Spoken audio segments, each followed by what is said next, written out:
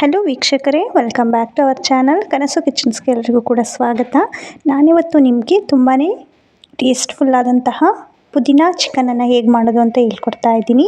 ತುಂಬಾ ಸಿಂಪಲ್ ಹಾಗೆ ತುಂಬಾ ಚೆನ್ನಾಗಿರುತ್ತೆ ಟೇಸ್ಟ್ ಮಾತ್ರ. ಹಾಗಿದ್ರೆ ಲೇಟ್ ಮಾಡೋದು ಬೇಡ, ಬನ್ನಿ ಹೇಗೆ ಮಾಡೋದು ಅಂತ ನೋಡ್ಕೊಂಬರೋಣ. ನಾನು ಫಸ್ಟ್ ಈಗ ಇಲ್ಲಿ ಒಂದು ಕಡಾಯಿಗೆ 2 ಟೇಬಲ್ ಸ್ಪೂನಷ್ಟು ಆಯಿಲ್ನ ಹಾಕ್ಕೊಂಡಿದ್ದೀನಿ. ನಂತರ 1 ಬೌಲ್ ಈರುಳ್ಳಿಯನ್ನು ಹಾಕ್ಕೊಂಡು ಕ್ಲೀನಾಗಿ ಫ್ರೈ ಮಾಡ್ಕೋಬೇಕಾಗುತ್ತೆ.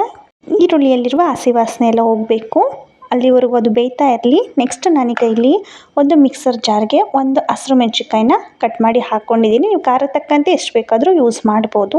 ನೆಕ್ಸ್ಟ್ ಈಗ 1 ಹಿಡಿಯಷ್ಟು ಪುದೀನ, ಸ್ವಲ್ಪ ಕೊತ್ತಂಬರಿ ಸೊಪ್ಪನ್ನು ಹಾಕ್ಕೊಂಡು ಗ್ರೈಂಡ್ ಮಾಡ್ಕೋಬೇಕಾಗುತ್ತೆ. ನಂತರ ಈಗ ಇಲ್ಲಿ ಈರುಳ್ಳಿ ಕೂಡ ಕ್ಲೀನಾಗಿ ರೋಸ್ಟ್ ಆಗಿದೆ.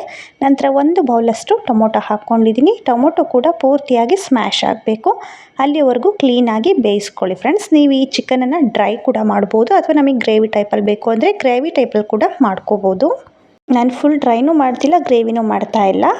ಸೈಡ್ಸಿಗೆ ಬೇಕಾಗೋ ಥರ ನಾನು ಮಾಡ್ಕೋತಾ ಇದ್ದೀನಿ ಊಟಕ್ಕೆ. ನಂತರ ಈಗ 1-2 ಟೇಬಲ್ ಸ್ಪೂನಷ್ಟು ಶುಂಠಿ ಬೆಳ್ಳುಳ್ಳಿ ಪೇಸ್ಟನ್ನು ಹಾಕ್ಕೊಂಡಿದ್ದೀನಿ. ನಾನು ಯಾವಾಗ ಶುಂಠಿ ಬೆಳ್ಳುಳ್ಳಿ ಪೇಸ್ಟ್ ಮಾಡಿದ್ರು ಅದಕ್ಕೆ ಕೊತ್ತಂಬರಿ ಸೊಪ್ಪನ್ನು ಸೇರಿಸ್ಕೊಂಡೆ ಗ್ರೈಂಡ್ ಮಾಡ್ಕೊಳ್ಳೋದು, ಹಾಗಾಗಿ ಗ್ರೀನ್ ಕಲರ್ ಇದೆ ಅಷ್ಟೇ.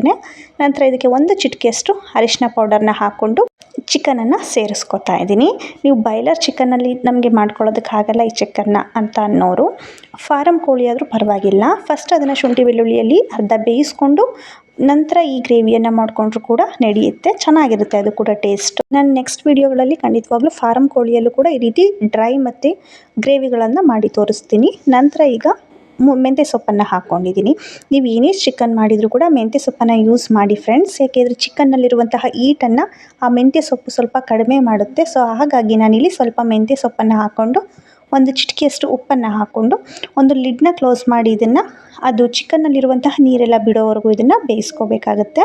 ನಾನೀಗ ಕ್ಲೀನಾಗಿ ಒಂದು ಸಲ ಮಿಕ್ಸ್ ಮಾಡ್ಕೊಂಡಿದ್ದೀನಿ. ಒಂದು ಲಿಡ್ನ ಕ್ಲೋಸ್ ಮಾಡಿ 5 ಮಿನಿಟ್ಸ್ ಇದನ್ನು ಕುಕ್ ಮಾಡ್ಕೊಳ್ಳೋಣ. ನಂತರ ನಾನೀಗ ಇಲ್ಲಿ ಒಂದು ಬೌಲಲ್ಲಿ ಅರ್ಧ ಬೌಲಷ್ಟು ಮೊಸರನ್ನ ತೊಗೊಂಡಿದ್ದೀನಿ.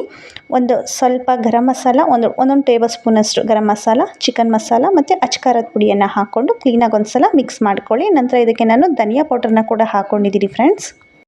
ನೋಡೋಣ ಬನ್ನಿ. ಈಗ ಚಿಕನ್ನು ಆಲ್ಮೋಸ್ಟ್ ನೋಡ್ತಾ ಇರ್ಬೋದು ನೀವು, ನೀರು ಎಲ್ಲ ಚಿಕನ್ನಲ್ಲಿರುವಂತಹ ನೀರೆಲ್ಲ ಬಿಟ್ಟು ಚಿಕನ್ ಅಲ್ಲಿರೋ ನೀರು ಕೂಡ ಡ್ರೈ ಆಗ್ತಾ ಬಂದಿದೆ. ಈಗ ಆಲ್ಮೋಸ್ಟ್ ನೀವು ನೋಡ್ತಾ ಇರ್ಬೋದು.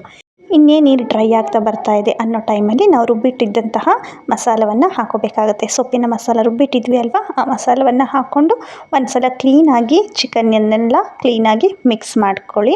ನೋಡಿ, ಈ ರೀತಿಯಾಗಿ ಒಂದು ಸಲ ಕ್ಲೀನಾಗಿ ಮಿಕ್ಸ್ ಮಾಡಿಕೊಂಡು ಒಂದು ಲಿಡ್ನ ಕ್ಲೋಸ್ ಮಾಡಿ 5-10 ನಿಮಿಷ ಕುಕ್ ಮಾಡ್ಕೋಬೇಕು. ಯಾಕೆಂದರೆ ಇದು ನಾವೆಲ್ಲ ಹಸಿದನ್ನ ಹಾಕಿರೋದಲ್ವ, ಸೊಪ್ಪುಗಳನ್ನ ಅಷ್ಟು ಬೇಯಿಸಿಲ್ಲ ಅಲ್ವಾ, ಸೊಪ್ಪಲ್ಲಿರುವಂಥ ಹಸಿ ವಾಸನೆ ಎಲ್ಲ ಹೋಗಬೇಕು, ಅಲ್ಲಿವರೆಗೂ ಕುಕ್ ಮಾಡಿಕೊಂಡು ನಾನಿಲ್ಲಿ ಮಸಾಲ ರೆಡಿ ಮಾಡ್ಕೊಂಡಿದ್ದೆ ಅಲ್ವಾ, ಮೊಸರಿಗೆ ಎಲ್ಲ ಪೌಡರ್ಸ್ನ ಹಾಕಿ ಆ ಮಿಶ್ರಣವನ್ನು ಕೂಡ ಚಿಕನ್ಗೆ ನಾನು ಈಗ ಹಾಕ್ಕೊಂಡಿದ್ದೀನಿ. ಹಾಕ್ಕೊಂಡು ಕ್ಲೀನಾಗಿ ಒಂದು ಸಲ ಮಿಕ್ಸ್ ಮಾಡ್ಕೊಳ್ಳಿ.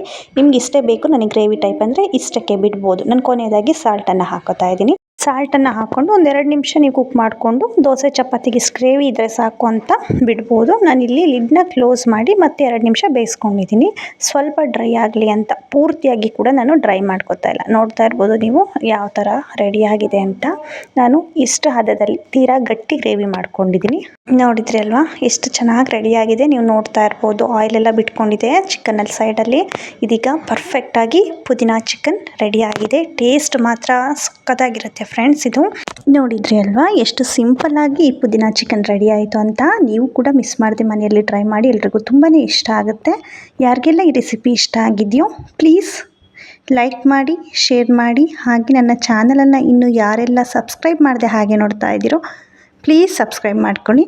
Thank you for watching.